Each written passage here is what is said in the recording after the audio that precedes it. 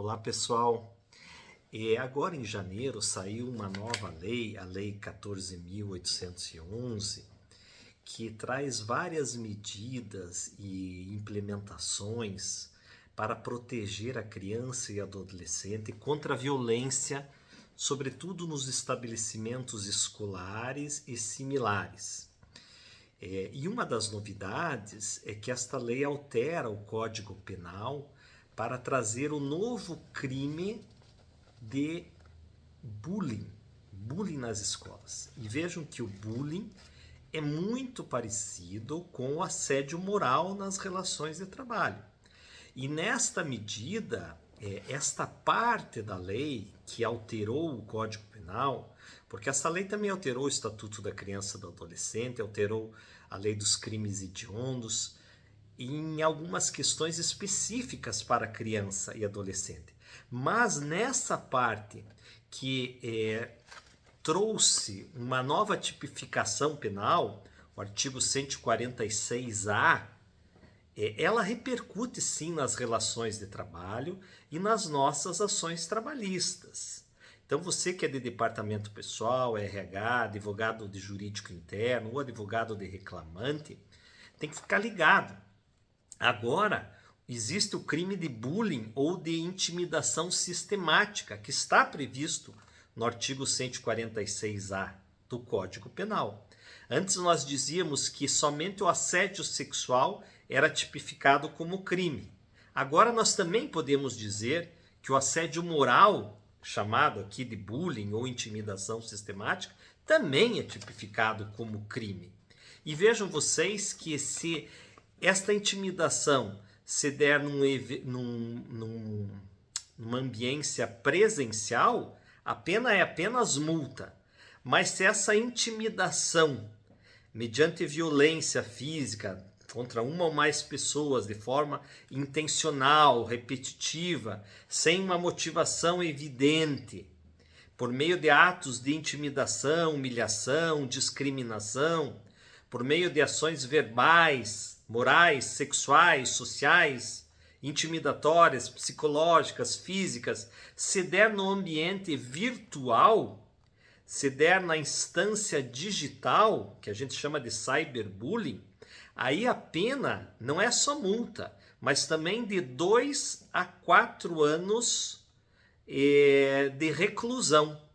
Então é importante dizer que há um salto muito grande, porque a repercussão no ambiente digital é muito maior e não tem volta. Mas qual é o impacto disso nas relações de trabalho, sobretudo nas relações de emprego?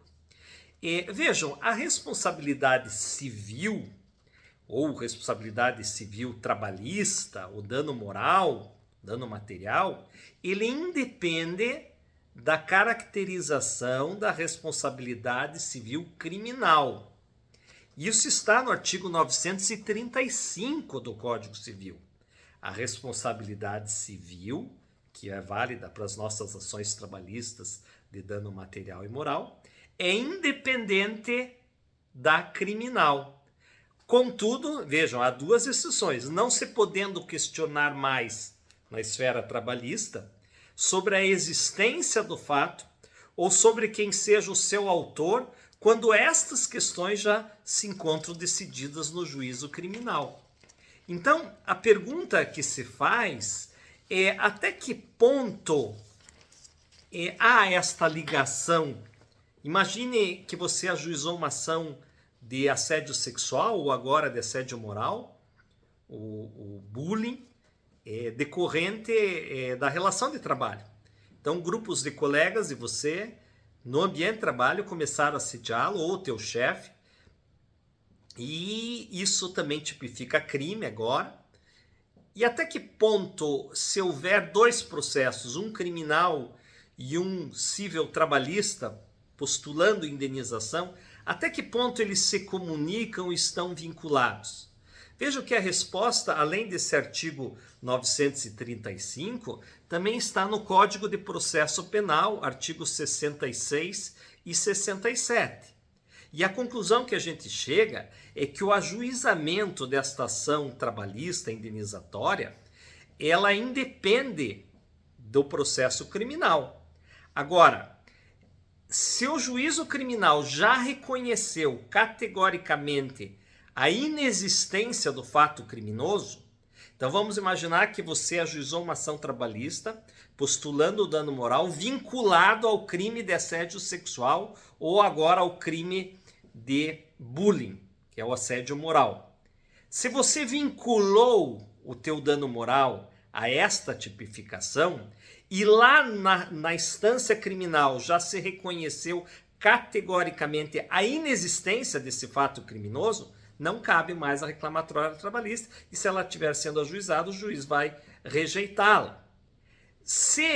E ainda também diz o Código de Processo Penal, se o juízo criminal já decidiu que o fato imputado existiu, mas não constitui o crime, então vamos imaginar que houve um abuso, houve uma perseguição, mas não chegou a tipificar como crime, aí cabe a ação trabalhista. O que ele está dizendo?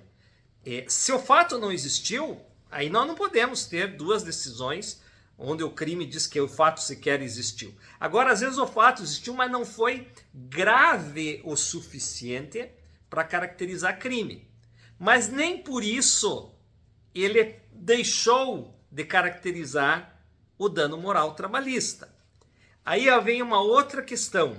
O juiz pode suspender o processo do trabalho nesta reclamatória que postula dano moral decorrente de assédio para aguardar o desfecho da sentença condenatória ou absolutória do processo criminal?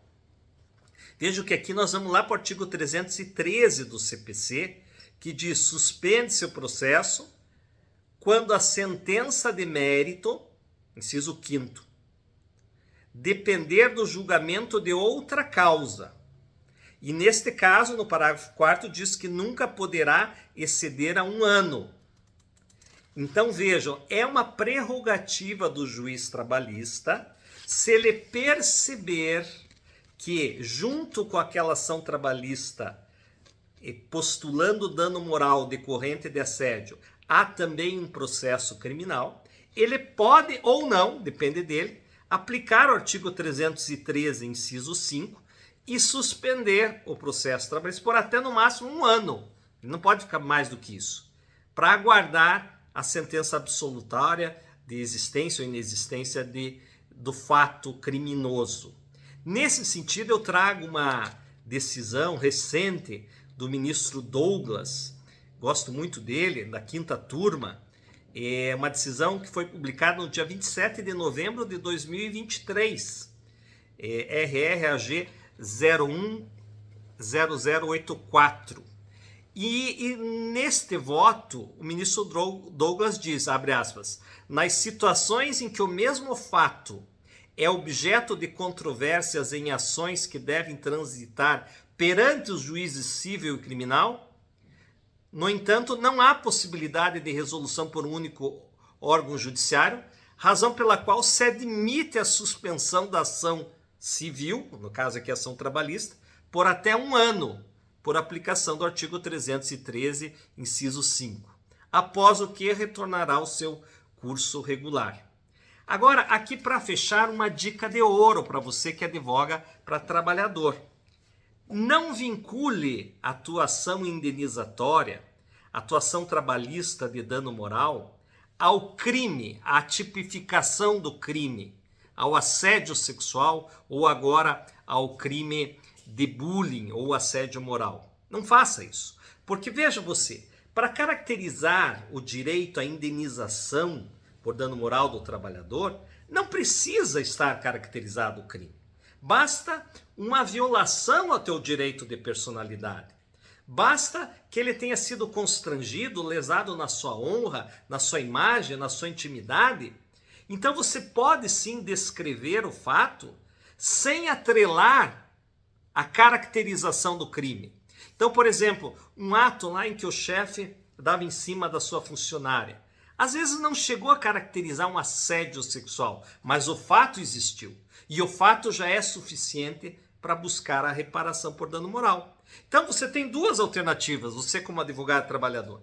Simplesmente descrever o fato e pedir dano moral, ou, e aqui eu não recomendo, você dizer, tendo em vista a tipificação do assédio sexual ou agora do bullying, assédio moral, requer a indenização. Se você vincular a indenização do dano moral trabalhista à tipificação, vai dar confusão. O juiz vai poder suspender, dependendo do que acontecer lá, ele vai indeferir o teu pedido. Então a dica de ouro é, formule o teu pedido de dano moral, mas não o vincule à tipificação criminal daquele fato. Boa sorte!